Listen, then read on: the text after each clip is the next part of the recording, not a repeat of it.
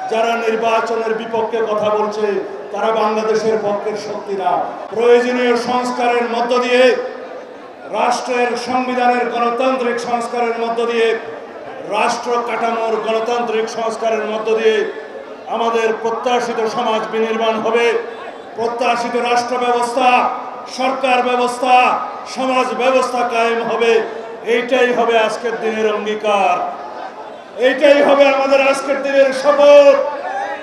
আগামী দিনে যে সমস্ত সংস্কার জাতীয় ঐক্যমত্যের ভিত্তিতে গৃহীত হবে, সনদে স্বাক্ষরিত হবে, প্রত্যেকটি সংস্কার পরবর্তীতে নির্বাচিত জাতীয় সংসদের মাধ্যমে বাস্তবায়িত হবে। এটাই হবে একমাত্র বৈধ এবং সাংবিধানিক প্রক্রিয়া বাংলাদেশের সকল সংস্কার কার্যক্রম বাস্তবায়নের জন্য। আমরা সবাই অঙ্গীকারাবদ্ধ, এই বাংলাদেশ হবে এক নীতির বাংলাদেশ। সবার আগে বাংলাদেশ।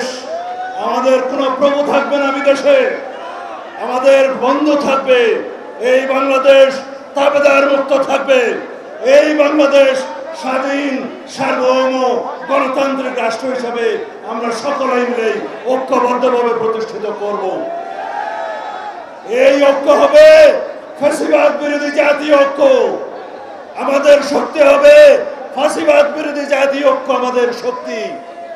এই শক্তিকে সমুন্নত রেখে আমরা এই জাতিকে দীর্ঘ উচ্চতায় আমরা নিয়ে যাব, শীর্ষ উচ্চতায় নিয়ে যাব, সমৃদ্ধির শিখরে নিয়ে যাব। আমাদের শক্তি হবে আমাদের ঐক্য। ফ্যাসিবাদ বিরোধী সেই জাতীয় ঐক্যকে সামনে রেখে ইনশাআল্লাহ আমরা ঐক্যবদ্ধভাবে গণতন্ত্রের রাস্তায় হাঁটবো। আমরা সকল গণতান্ত্রিক শক্তির ভিতরে কোনো বিভেদ চাই না। যারা বিভেদ সৃষ্টির চেষ্টা করছে তারা বাংলাদেশের পক্ষের শক্তি না। যারা নির্বাচনের বিপক্ষে কথা বলছে তারা বাংলাদেশের পক্ষের শক্তি না। যারা ঐক্য ভঙ্গের চেষ্টা করছে তারা বাংলাদেশের পক্ষের শক্তি না। আমরা সকলেই বাংলাদেশের পক্ষের শক্তিকে সাথে নিয়ে, গণতন্ত্রের সকল পক্ষকে সাথে নিয়ে সংস্কারের সাথে আমরা এগিয়ে যাব। এই রাষ্ট্রকে ইনশাআল্লাহ পৃথিবীর বুকে শক্তিশালী সমৃদ্ধ রাষ্ট্র পরিণত করব।